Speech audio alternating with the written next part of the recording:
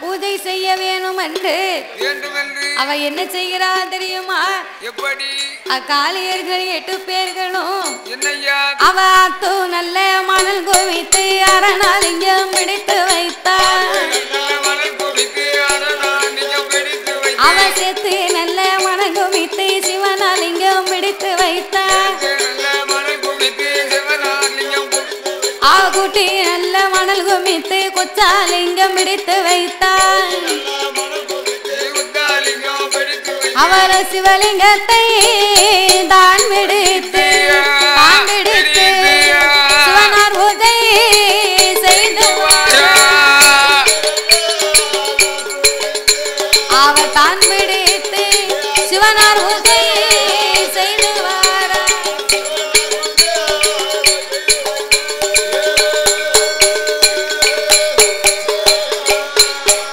அவளோ ஆத்து நல்ல மனகு வைத்து அரணாலிங்கம் பிடித்து அவள் சேர்த்து நல்ல மணல் குவி அம்மா சிவலிங்கம் பிடித்து அவள் கூட்டி நல்ல மணல் குவித்து கூட்டி நல்ல மணல் குவித்து அவள் சிவலிங்கம் பிடித்து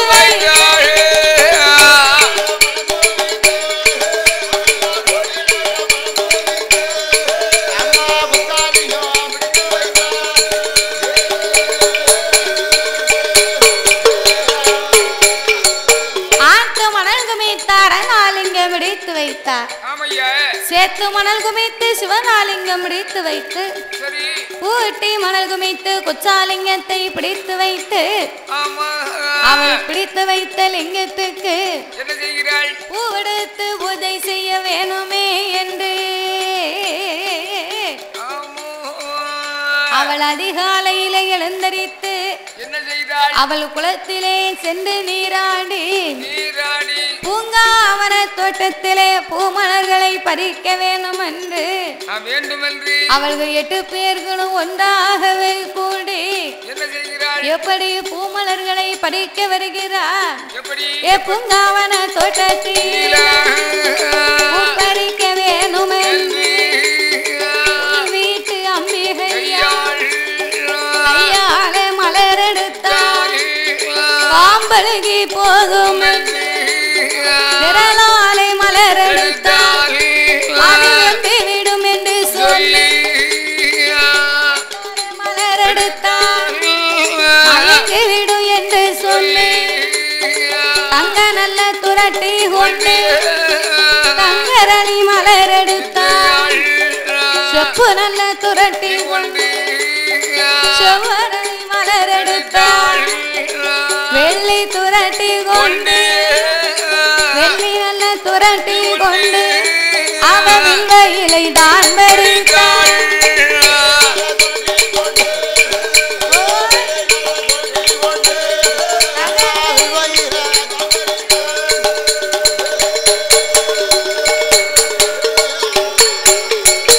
தங்க துரட்டி கொண்டால் தங்களறி மலர் எடுத்தார்.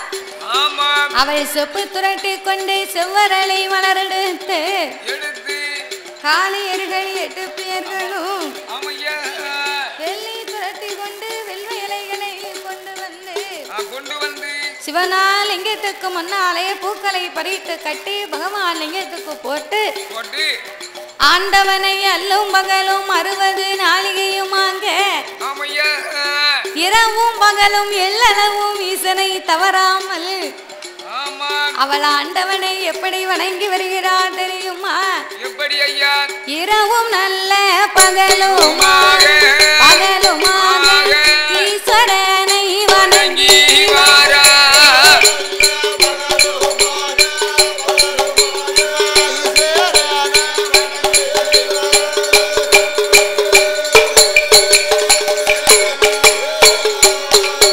அவள பகலும் நல்ல இரவும் பகவானை வணங்கி சிவனார் என்று சொல்லுவார். திருநீரை பூசுவார் கடவுள் என்று சொல்லுவார். தலையெடுத்து வணங்குவார் அரணர் என்று சொல்லுவார். ஆண்டவனை வணங்குவார் பகவான் என்று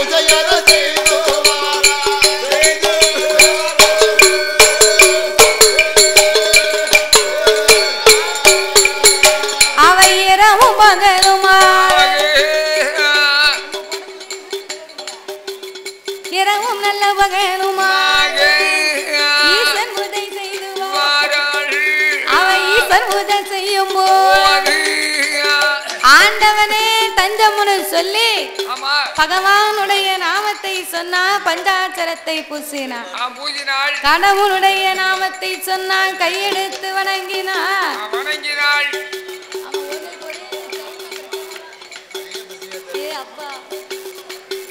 காளியர்கள் 8 பேரும் கடவுளாகப்பட்ட இறைவனை நினைத்து சிவனே தஞ்சமுனு சொல்லி சிவனுக்காகவே பூஜைகளையே செய்து வருகிறார்கள்.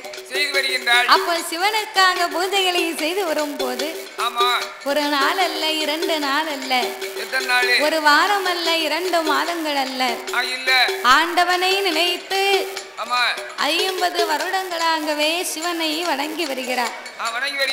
சிவபெருமானுக்கு வந்து ஒவ்வொரு நாளும் காலையில எழுந்தரித்து அதிகாலையில இருந்து மாலை இரவு வரைக்கும் ஆண்டவனுக்கு ஒரே பூஜை தான்.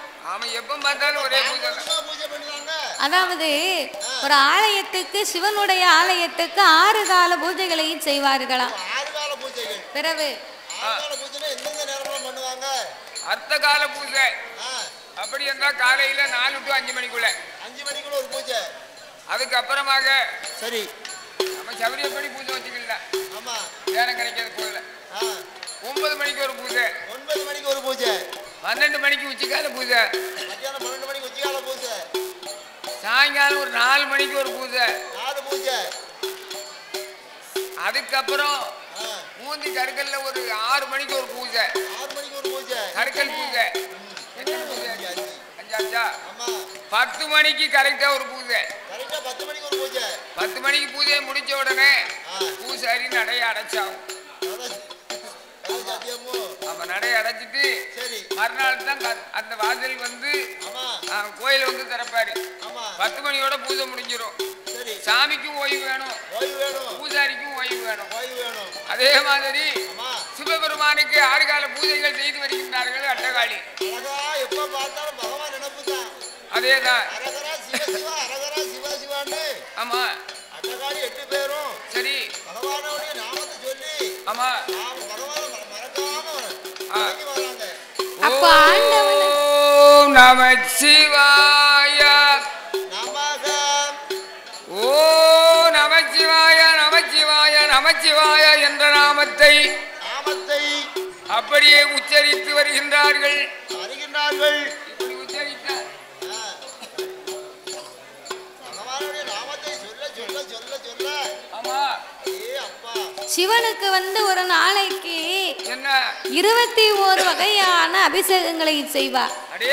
மாவால் அபிஷேகம், மஞ்சளால் அபிஷேகம், தேனால் அபிஷேகம், திரவியத்தால் அபிஷேகம், பாலால் அபிஷேகம், பன்னீரால் அபிஷேகம், இறைவனுக்கு பஞ்சாமிர்த அபிஷேகம், பல வகை அபிஷேகம், திருநீச்ச அபிஷேகம், சாந்து புனகு சவ்வாது மணக்க 21 வகையான அபிஷேகங்களை செய்து ஆண்டவனையே வணங்கி வருகிறார் அல்லவா? அப்போ 12 வருடகால் 12 வருடகால் அனான் பூஜை செய்துவார். அட்டகாளி 8 பேர் 20 வருடகால் ஈசன் பூஜை செய்துவார். 35 வருடகால் முசியாமல் செய்துவார். 40 45 வருடகால் நாதன் பூஜை செய்துவார். 50 வருடகால் 50 வருடகால் ஆண்டவனை வணங்கினார்.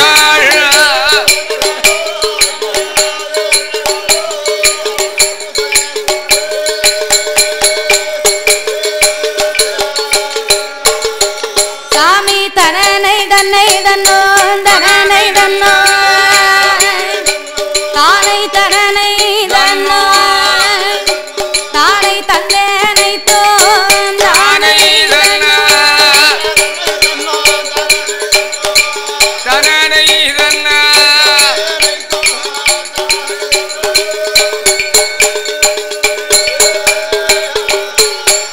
தாயே சாமனடு சாமம் போல தாயே சடிய சாம வேலையில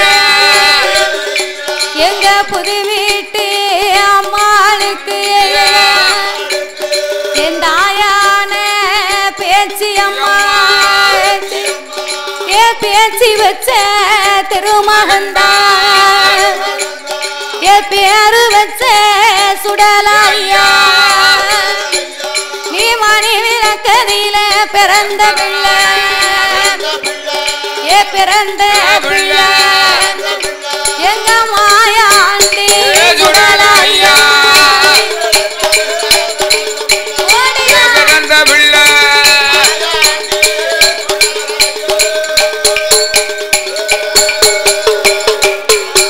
உனக்கு வேலை நல்ல வேலையம்மா இங்க விளையாடி வரும் சமயம்மா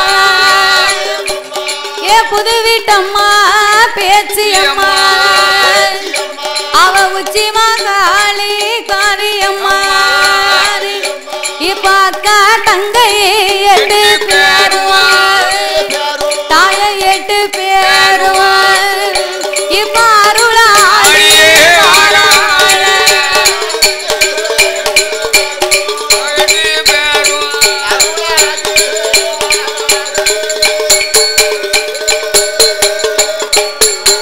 உனக்கு கொட்டு மேல நல்ல உலகத்தோடு ஏ வடகுத்தி அம்மா புது வீட்டம்மா இப்ப ஆடி வாரா பாடி வாரா பாடி வாரா இப்ப ஆதாளி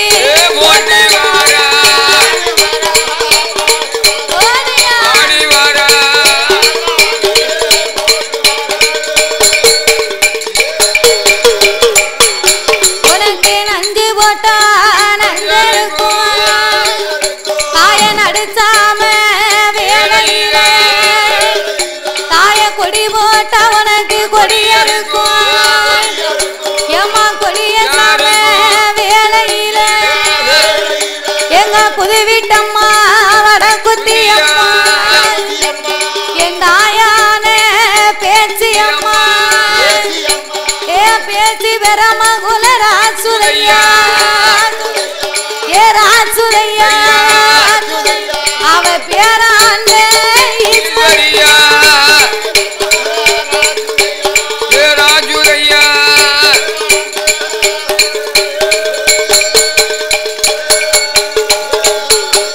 எம்மா வட்டமிட்டு வாராளா அவ வடிவழகி 8 பேரும் அவ வட்ட நல்ல பொட்டுக்காரியா வட்ட பொட்டுக்காரியா அவ சரிக பட்டு ஜலக்காரியா ஓடியா ஏ பொட்டுக்காரியா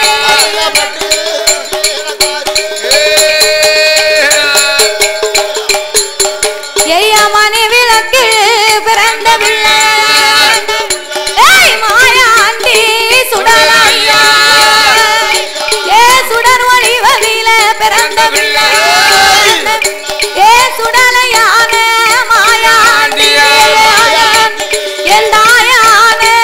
பேச்சு அம்மா ஏ பேச்சு அம்மா அவ பெறம போல ராசுரையா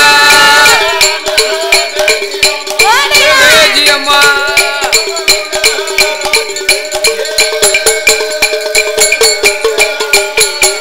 இப்ப தாயும் நல்ல மகனுமாக ஏ சதுராடி வருவாளா தாய வீரப்பெல்லாம் உனக்கு விரிசடையா ஏ புதுவிட்டம்மா ஏ வீரப்பெல்லாம் தாய விரிசடையா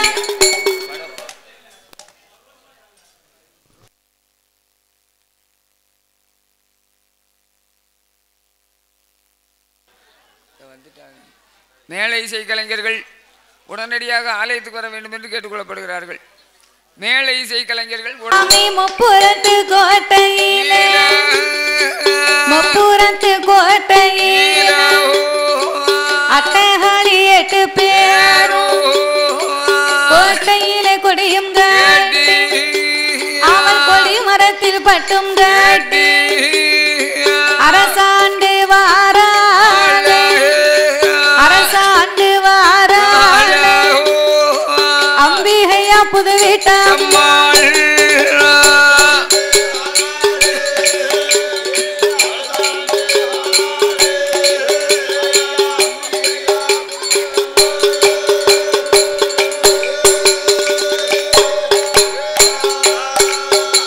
அவள் அரசாண்டே வாரபோது 51 வருடத்தில் ஆனவங்கள் வருகுதையா வருகுதையா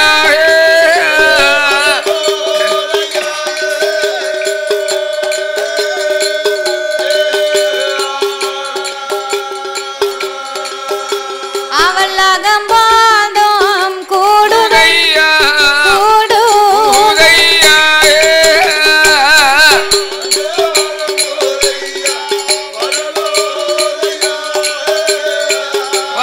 வருகுதையா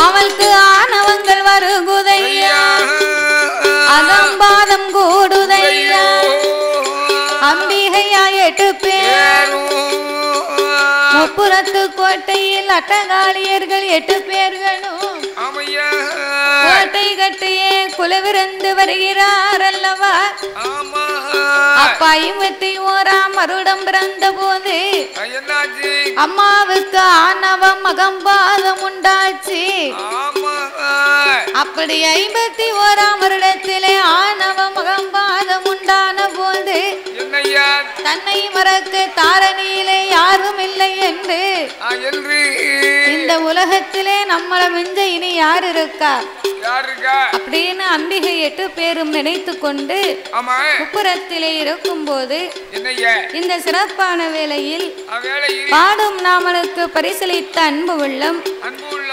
புதுவீட்டம்மன் துணையை கொண்டு கொண்டு கோயில் நாட்டாமை அவர்கள் ஆமா எல் மாரித்துறை அவர்களும் அவர்களும் கீழப்பாவூரை சேர்ந்த சரி மேலூரை சேர்ந்த பரமசிவத்தேவர் அவர்களும் ஆமையா அரிசி கடை வைத்து நடத்தி வரக்கூடிய வரக்கூடிய அன்னார் அவர்கள் சார்பாக சார்பாக நாமளுக்கு வெள்ளிசையை பாராட்டி 101 லட்சத்தை அள்ளி பணமாகவே கொடுத்து உள்ளார்கள் தந்துள்ளார்கள்.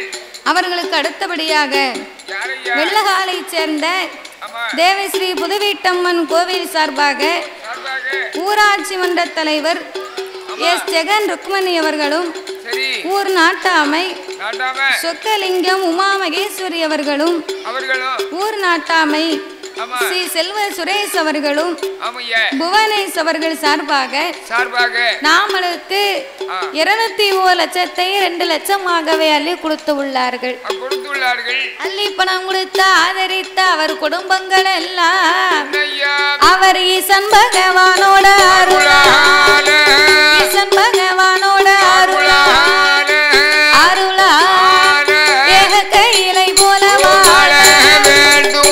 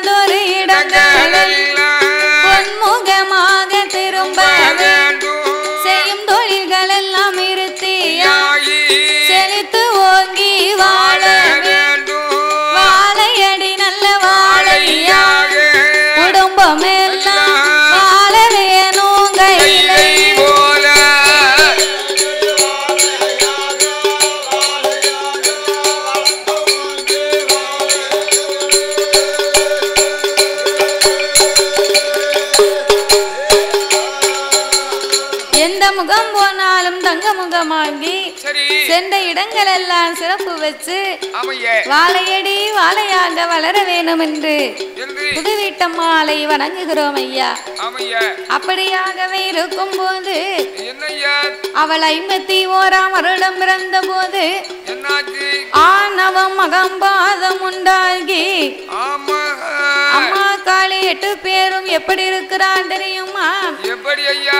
பகவானை நினைக்க மாட்டேன், பஞ்சாட்சரம் பூச மாட்டேன், சிவனாரை நினைக்க மாட்டேன், திருநீரும் பூச மாட்டேன், கடவுளையும் நினைக்க மாட்டேன், நினைக்க மாட்டேன்.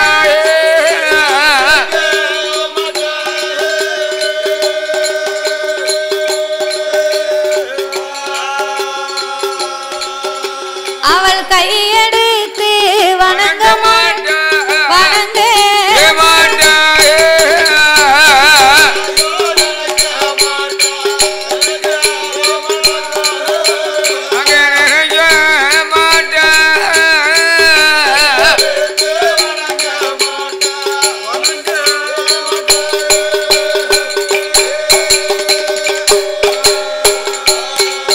அவளை ஈஸ்வரனை நினைக்க மாட்டான், இருந்து பூஜை செய்ய மாட்டான், கடவுளையும் நினைக்க மாட்டான், கையெடுத்து வணங்க மாட்டான்.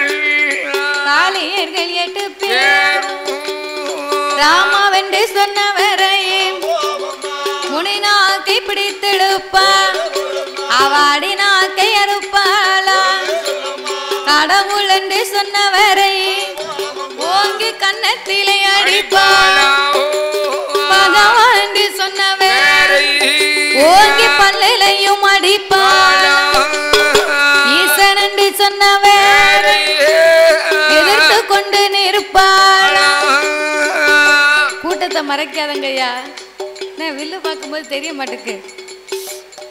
காளியர்கள் 8 பேர்களுமாக இப்படி முப்புறத்து கோட்டையிலே வந்து அப்படின்னு நான் சொல்லல, அவங்க சொன்னாங்க.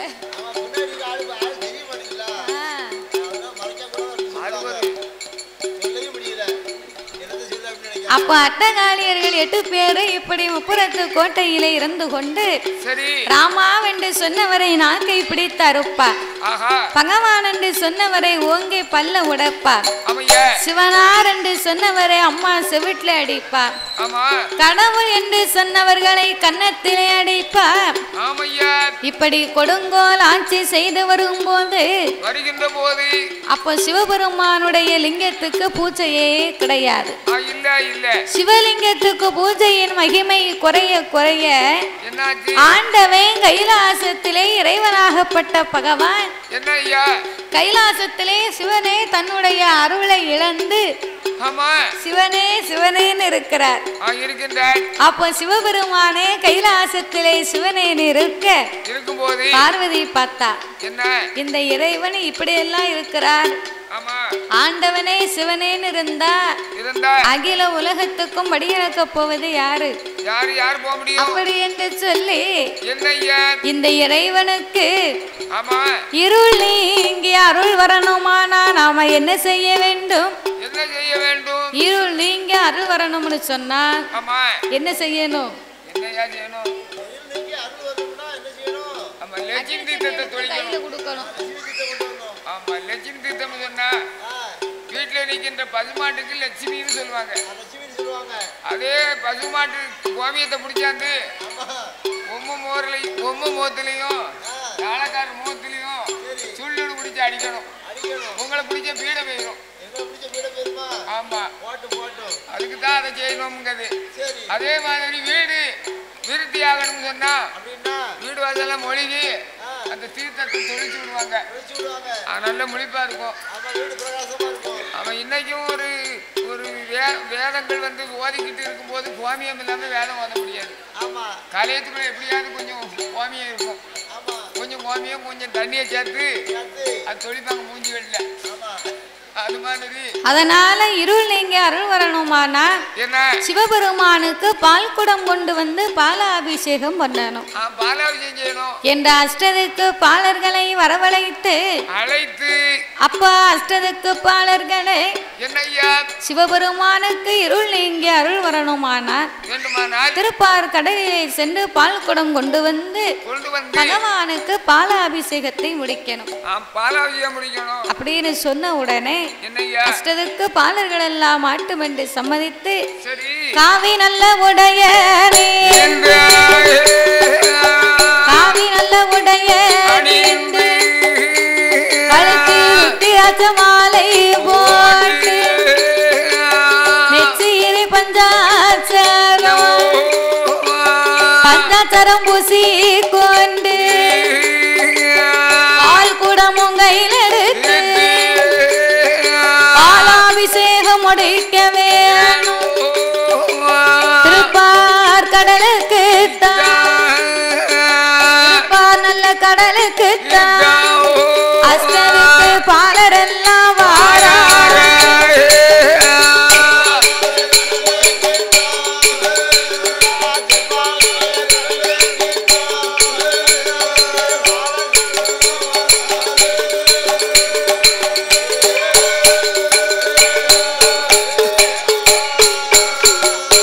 திருப்பார் கடலுக்கு அஷ்டதிக்கு பாலரெல்லாம் அவர் பால் குடம் எடுப்பதற்கு அஷ்டதிக்கு பாலர்கள் ஆண்டவனுக்கு பால் குடம் எடுக்க வேணும் என்று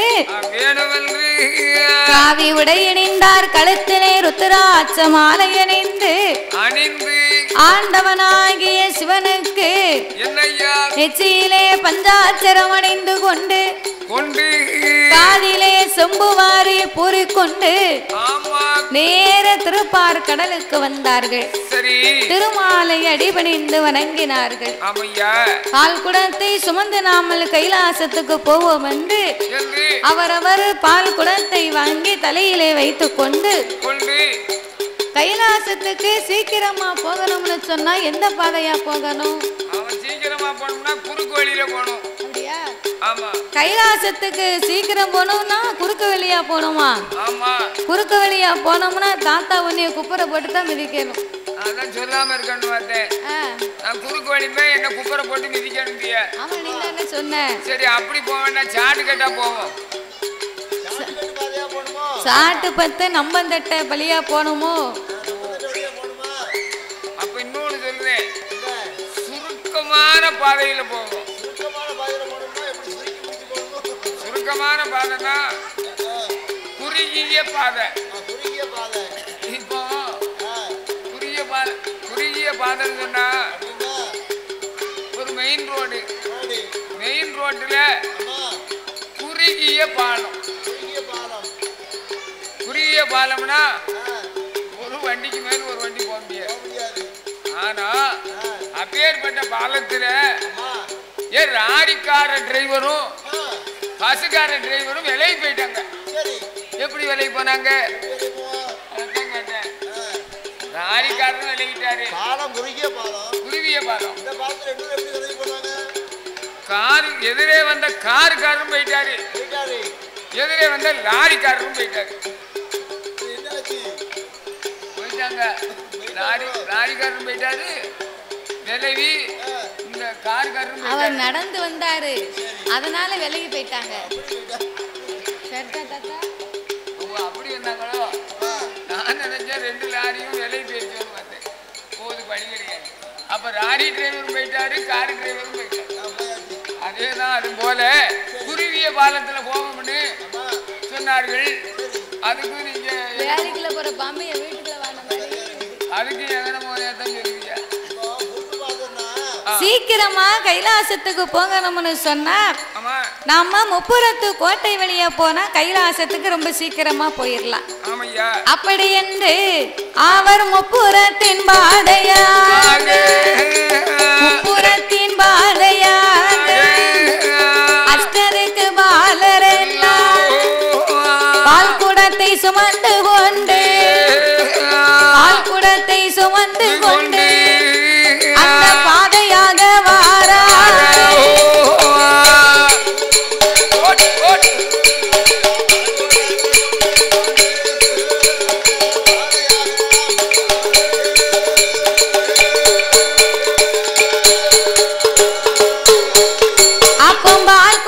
சுமந்து கொண்டு அந்த பாதையா வாரார். அப்ப வருகிற வேளையில முப்புறத்தின் வழியாகவே வந்து கொண்டிருக்க, அப்படி வந்து கொண்டிருக்கும் போது அந்த அஷ்டதிக்கு பாலர்கள் தலையிலே வைத்திருக்கக்கூடிய பால் குடத்தின் சுமை தெரியாமல் இருக்க நம்ம எல்லாரும் சேர்ந்து ஏதாவது பாட்டு பாடி போகணும்.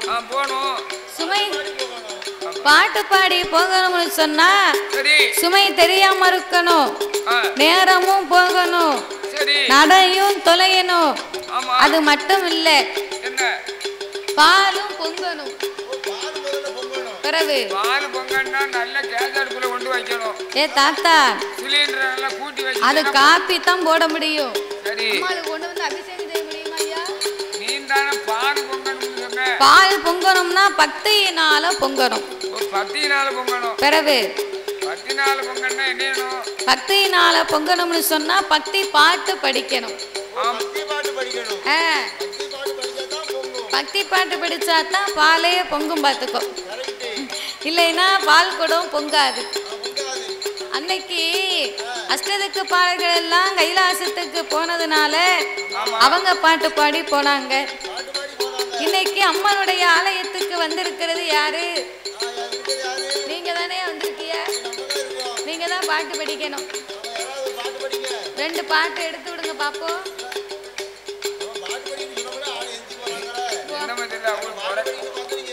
அவங்க அந்த கோயிலுக்கு போறாங்களா இல்ல வீட்டுக்கு போறாங்களான்னு தெரியல.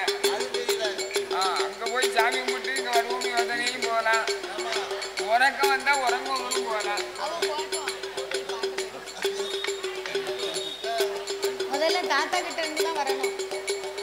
ஒரே வாக்குல என்ன அக்கினில இருந்து தினம் வரக்கூடாது.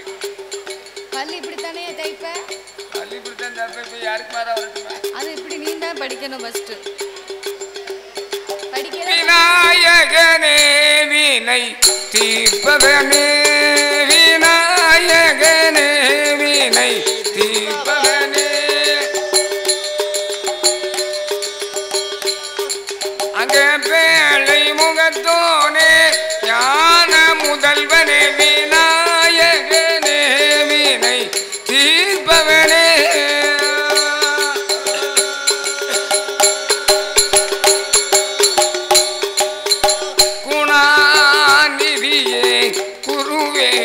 சரணோ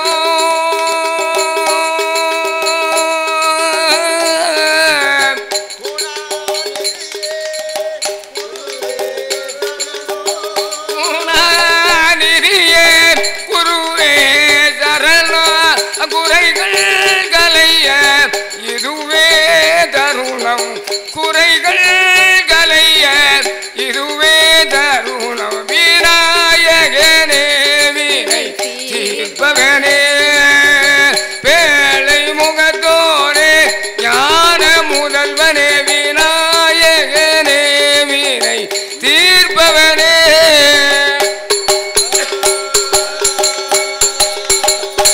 உமாபதியே உலகே என்ற உமாபதி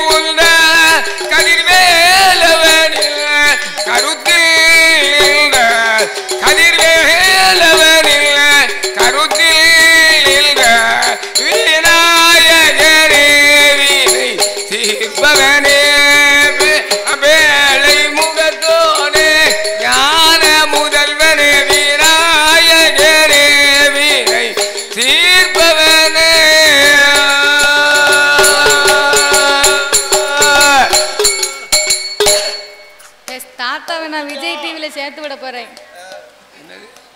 தாத்தாவை விஜய் டிவில சேர்த்து விடலாம்னு இருக்கேன். அதெல்லாம் பரவாயில்ல. இவர் படிச்சதுக்கு பால் பண்ணி வெடிச்சிட்டு அப்ப அஷ்டதிக்கர் பாலர்கள் எல்லாம் பால் குடத்தை சுமந்து வந்தார்கள் அல்லவா? பால் பொங்கணும்னு தாத்தாவை படிக்க சொன்னா பால் பொங்குன்னு போய் பரவாயில்ல, பிடிக்க உடம்புல பரவாயில்ல. தாத்தா அவர் படிச்சுட்டாரு. நீ உன் பாட்டை படி பாப்பா. பிறகு படி படி.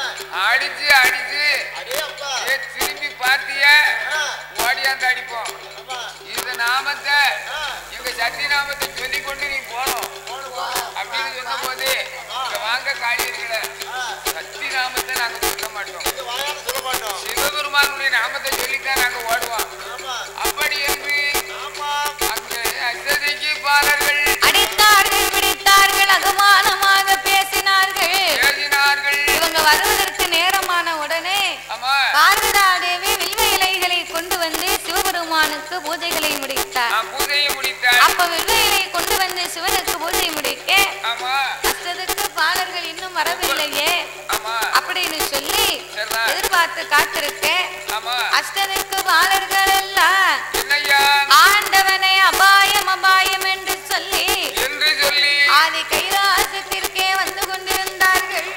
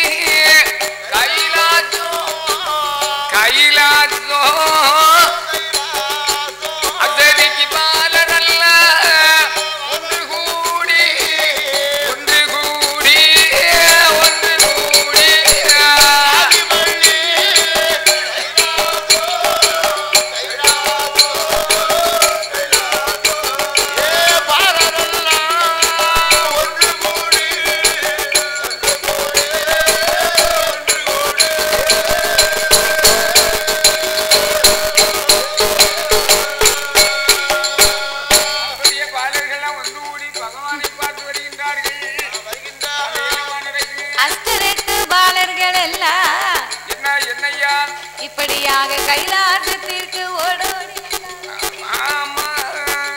அப்ப ஆண்டவனார் இடத்திலே வந்து தான் இருக்க வர வேண்டாம் ஐயா, இறக்க வர தாரும் ஐயா, நாங்க வாழ வர வேண்டாம் ஐயா, சாக வர தாரும் ஐயா, இருக்க மாட்ட உலகத்தில தேவர் மட்டும் எனக்கு வேண்டாம்.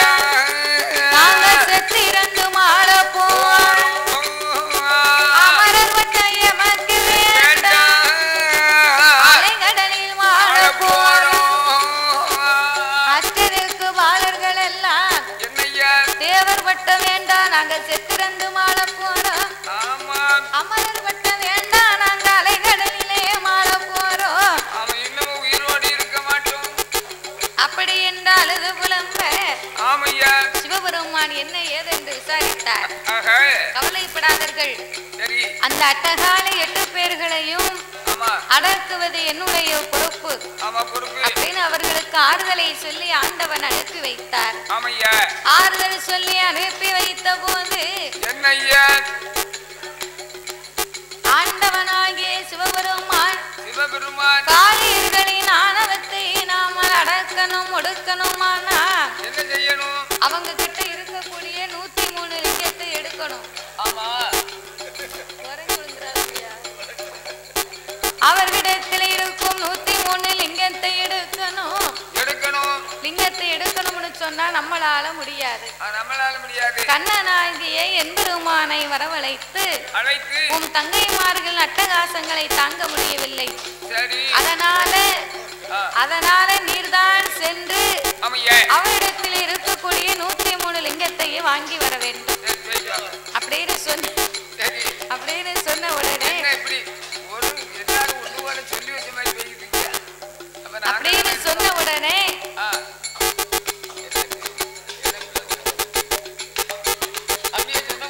அப்படின்னு சொன்ன உடனே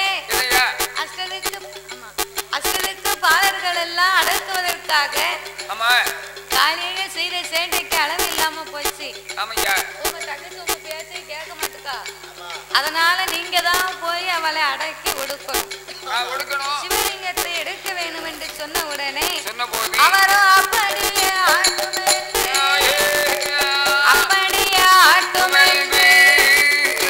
அச்சுதன் தான் என் பேருமாள் சோதிடம் பார்க்கதை போ 90 10 சென்ற கண்டதொரு கிழவனை போல் 400 10 சென்ற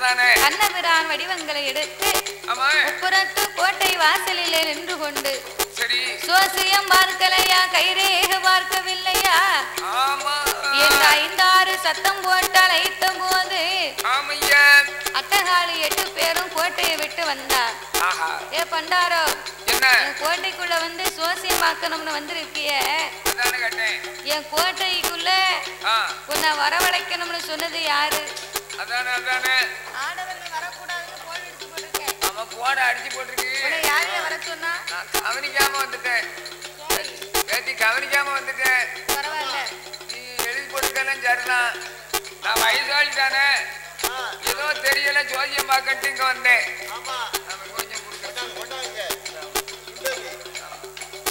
சரி அதனால இப்போ வந்து உங்களுக்கு கைரேக பார்த்து நான் ஒழுங்கா சொல்லுவேன் உங்களுக்கு நடக்கக்கூடியது நிகழ்காரியங்கள் என் நாளைக்கு என்ன நடக்கும் இன்னைக்கு என்ன நடக்கும் அப்படிங்கிற விவரத்தை உங்களுக்கு நான் எடுத்து பார்த்து உங்க ரேகையை பார்த்துக்கணும் கையை வேணா காமி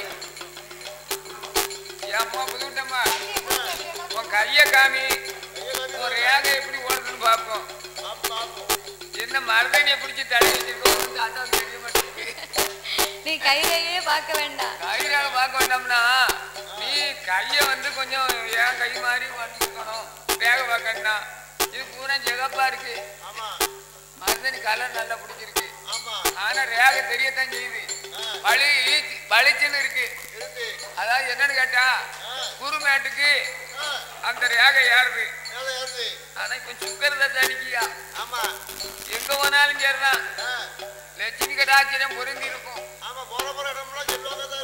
அப்படியா அது உமக்கு கொஞ்சம் மலம்படும். அவளுக்கு மட்டும் இல்ல, நமக்கு ஏதோ ஒரு குருட்டு யோகம் இருக்கு. அவளுக்கு அடிக்க யோகம், நம்ம 2 கலட்டு கழுதைக்கு அடிக்க. உங்களை சொல்ல என்னத்தான் சொன்னேன், எனக்கும் சேர்த்து அடிக்கு. அதான் பாருங்க, ஒரு மனிதனுக்கு வாழ் வர வேண்டுமானால் எந்த வயதிலும் வரலாம். எனக்கு ஜோதியார் சொன்னாரு, 58 வயதில் உனக்கு யோகம் இருக்குடா. அந்த நேரம் வந்து சேர்ந்தேன். நான் வந்த நேரமோ அவ பாடுன நேரமோ ஏன் கேட்கி அந்த ரேக வந்து கூடி கூடி அது பாட்டுக்கு மேல குருமேட்டுக்கு போகுது. அப்படியா? அதெல்லாம் பொய், அதெல்லாம் வாங்கல. என்னத்தையும் அண்ணனே போர் கழியுது. அப்படி இருப்பதனால அட்டகாளியர்களை உங்களுடைய ரேகையை பார்த்து நான் சொல்லுறேன். யாருக்காக நீங்க தப்பா நினைக்க வேண்டாம். அப்படி என்று அட்டகாளியர்கள் என்னையா சொல்கிறார்? எம்மா காளியர்களே, எம்மா உங்களுடைய கோட்டைக்குள்ளே சோசியம் பார்க்கணும்னு வந்தேன் சொன்னா சொன்னா நல்ல ஜோசியம் பாப்பேன். பாப்பையா பார்க்கும்போதே தெரியுது. ஏ பண்டாரம், என் கோட்டைக்குள்ள வந்து சோசியம் பார்க்கணும்னு வந்த. என் கோட்டைக்குள்ள வந்தா என் நாமத்தை தவிர வேற எந்த நாமத்தையுமே நீ சொல்லக்கூடாது. அது என்ன நாமமோ? அம்மா காளியர்களே, நாராயணி நாமத்தை சொன்ன வாயினாலே வேற எந்த நாமத்தையுமே நான் சொல்ல மாட்டேன். நான் சொல்வது கிடையாது. அப்படி என்று சொன்ன போது 8 பேர்கள் ஒன்றாக சேர்ந்து என்ன செய்கிறாள்? கண்ணபிரானை 8 கொட்டு கொட்டினார்கள். கொட்டினார்கள். அப்ப உச்சியிலே கொட்டிய உடனே என்னாச்சு? கண்ணனுக்கு உச்சிக்குழி படக்கு படக்குன்னு துடிக்கி. அப்போ உச்சிக்குழி படக்கு படக்குன்னு துடிச்ச உடனே அத்தா ஆண்டவனுக்கு தெரிஞ்சா நம்மள அசிங்கமா பேசுவாரு. ஒரேபடியாக உலக மக்களுக்கெல்லாம் சாபம் கொடுக்க வேண்டும் என்று உலகத்திலே பிறக்கும் பிள்ளைகளுக்கெல்லாம் 6 மாத கால வரைக்கும் உச்சிக்குழி துடிக்க கடவுள் அப்படின்னு சாபத்தை கொடுத்தார். அவர் சாபத்தை கொடுத்த உடனே என்னாச்சு? கண்ணனாகப்பட்ட என்பெருமானை ஒரு துண்டியலோ உரிய கொண்டு வா துடிக்க கொஞ்சம் 10 வருஷம் கழிச்சு துடிக்கும். அப்ப அஷ்டதிக்கு பாலர்கள் எல்லாம் அச்சுதனாகிய என்பெருமானை அழைத்து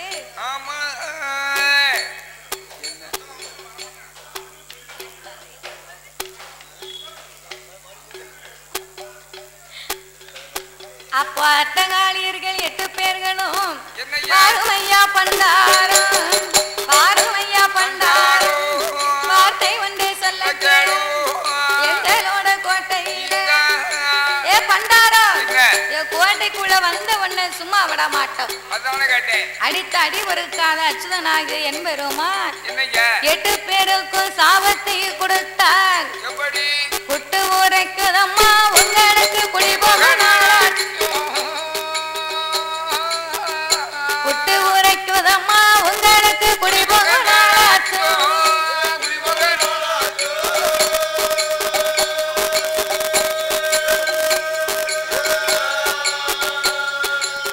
எண்ணி 8 நாளைக்குள்ள முப்புரந்து பிடிக்கும். 8 நாளைக்குள்ள உங்களோட முப்புரந்து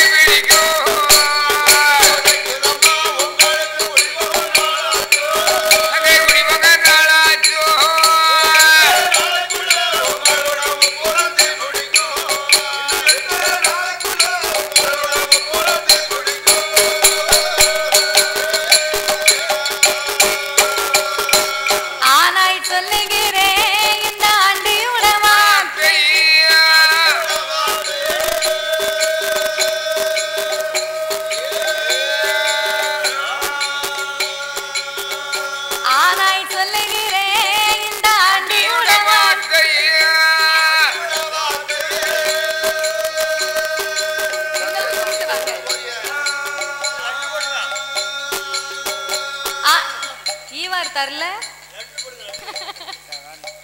ஆனந்தம் கொண்டீர்களோ காளியரை ஆனந்தம் கொண்டீர்களோ ஆனந்தம் கொண்டீர்களோ காளியரை ஆனந்தம் கொண்டீர்களோ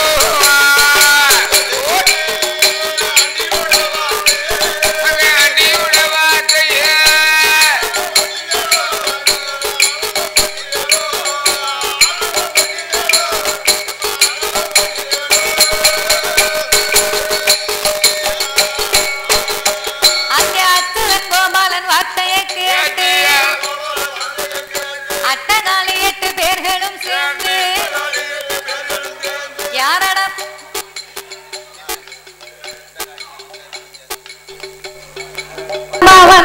தாத்தாவுக்கு குருகுர செங்கோட்டை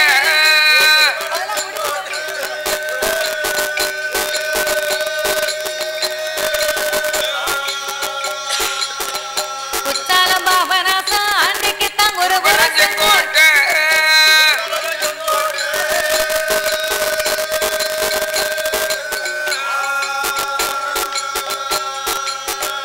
எல்லாத்தையும் பெரிய ஸ்தலம் அன்னைக்கு அடுத்த முப்புறம் எல்லாத்தையும் பெரிய ஸ்தலம் அன்னைக்கு அடுத்து முப்பரந்த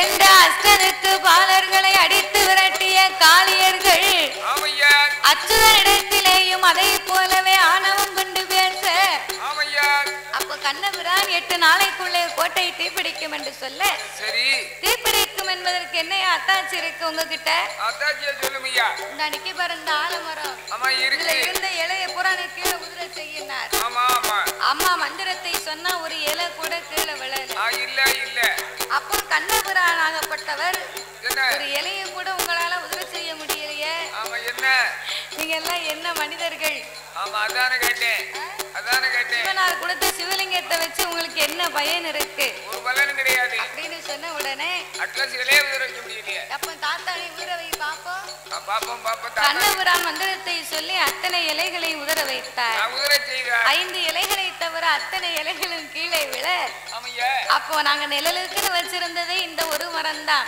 ஒரு மரம் அதையும் இப்படி உதிர செய்து விட்டியே தாத்தா ஆமையா மறுபடியும் ஒட்ட வைன்னு சொன்ன உடனே சொன்ன போது கண்ணபுரான் மறுபடியும் மந்திரத்தை சொல்லி ஒட்ட வைக்க ஆமா இப்பேற்பட்ட மந்திரத்தை நாமளும் கற்றுக்கொள்ள வேணும் என்று சொல்லி ஆமா தாத்தா பண்டாரம் என்ன என்ன எங்களுக்கும் இந்த மந்திரத்தை சொல்லித்தர வேணும் என்று சொல்ல சொன்ன போது அப்படியானா கோட்டைக்குள்ள அழைத்து போனா நான் உங்களுக்கு சொல்லித்தாரேன் யாங்கிற வச்சு சொன்னேன் வாரவங்க போறவங்க எல்லாம் கேட்டுக்கிடுவாங்க சரி அப்படின்னு கோட்டைக்குள்ள அழைத்து போக ஆமா கோட்டைக்குள்ள அழைத்து போன உடனே என்னய்யா சிவலிங்கத்தை கண்ணிலை கண்டு சரி சிவலிங்கம் இருக்குமானால் நான் சொல்லும் மந்திரம் உங்களுக்கு பலிக்க அதுக்கு என்ன செய்யணும் சத்தா சமுத்திரத்திலே கொண்டு போட்டு வாங்க சரி அப்படின்னு உடனே ஆமா அவ மடியில சிவலிங்கத்தை பிறக்கிறான் ஆமா எல்லாரும் சத்தா சமுத்திரத்துல கொண்டு போய் ஒண்ணா போட்டா போட்டா முப்படாதி அம்மா மட்டும் 2 லிங்கத்தை எடுத்து 2 கடவாயிலையும் ஒதுக்கிட்டா முழுங்கனா அப்ப மீறி உள்ள 101 லிங்கத்தை கண்ணபுரான் வச்ச அவதாரம் கொண்டு எடுக்க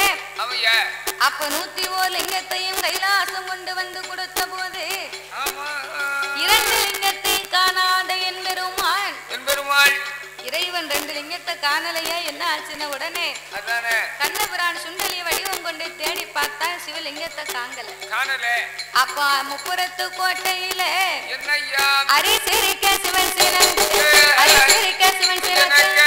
அட்டகாரி கோட்டையில் தீப்பிடித்து எரியுதை தீப்பிடித்த வேளையில் 8 பேர் ஒன்று கூடி கருகி உருகுவான் கைப்பிடி சாம்பலா அருகி உருகினா கைப்பிடி சாம்பலானா ஆண்டவன் மறுபடியும் உயிர் கொடுக்க வேணும் என்று தீர்த்தம் கொண்டு தெளிப்பார் திருவிரம்பால் தட்டுவார் தீர்த்தம் கொண்டு தெளித்த போது திருவிரம்பால் தட்டும் போது தேவியர்கள் 8 பேர் ஓங்கி முழித்ததை சுந்தரமாய்